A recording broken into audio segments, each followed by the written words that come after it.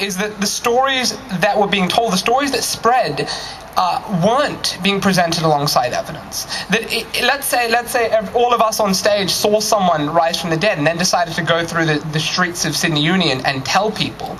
It wouldn't make any difference how many people believed us, because the evidence that we were showing them was zero. So it would ultimately be a kind of test of how persuasive we were rather than how accurate we were.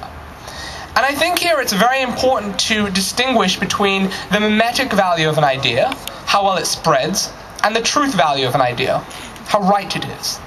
That Muhammad could rise and proclaim what he did, and that by sword and by book, Islam could spread from the very eastern edges of Arabia, from almost Pakistan, through to the Straits of Gibraltar, in the space of less than 100 years, is incredibly remarkable.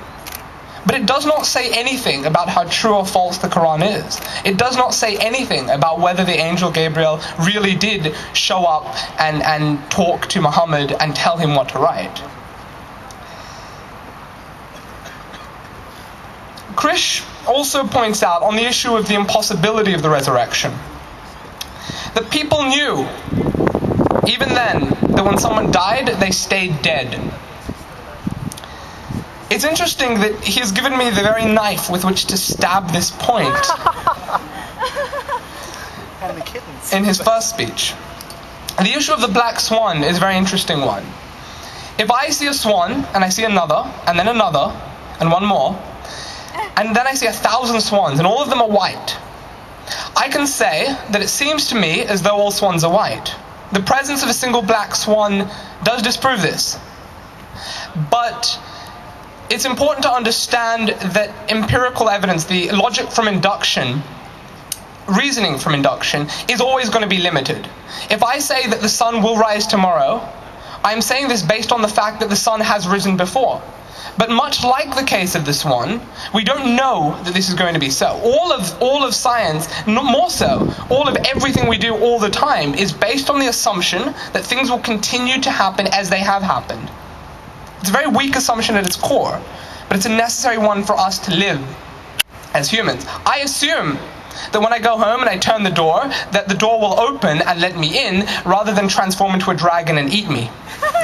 I don't know this. I assume this. And the fundamental problem of inductive reasoning plays out here. Because let's say that everyone that we've ever seen die has stayed dead, and suddenly someone rises from the dead.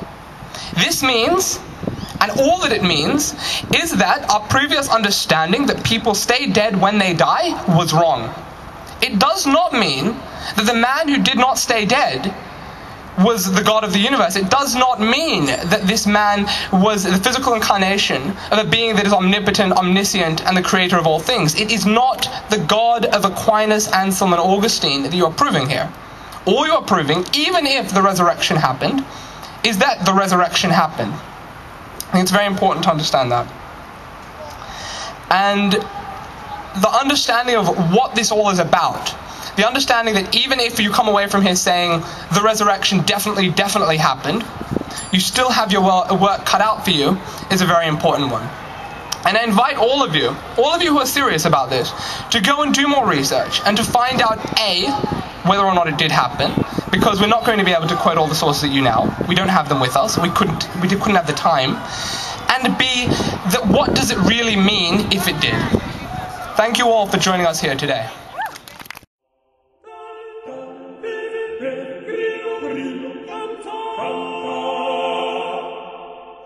Canta